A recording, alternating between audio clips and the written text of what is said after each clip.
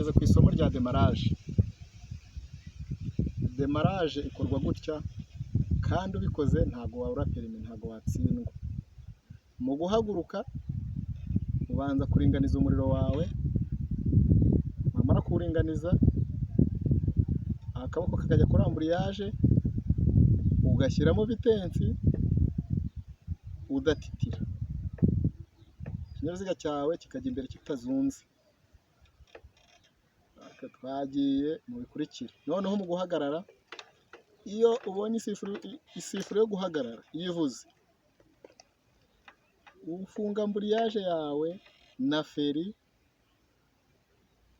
ukagabanya umuriro wose ugashyiramo, ugakuraho akaguru ikinyabiziga kitadidibangana, ugahagarara neza, ugategereza ko wongera kuguhagurutsa ikinyabiziga kitazimye.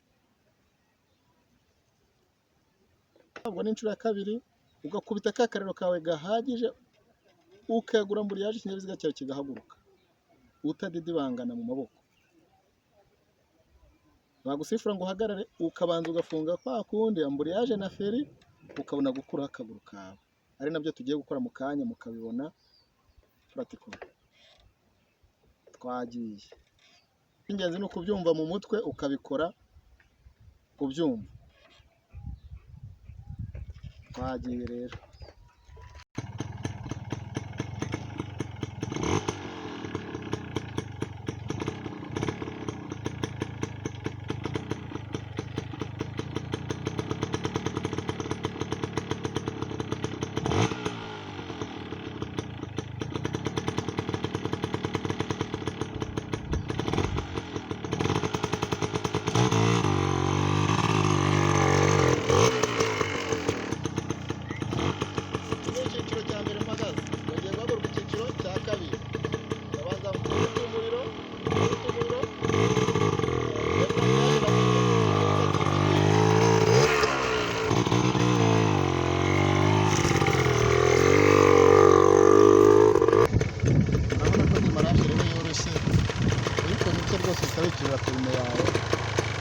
Ni ibintu bitagoye, upfa kuba wabitekerejeho.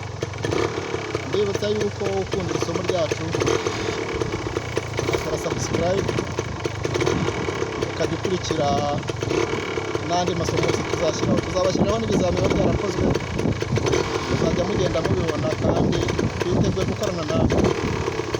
Abakozi rero mugira amahoro, kandi mbifurije gutsinda.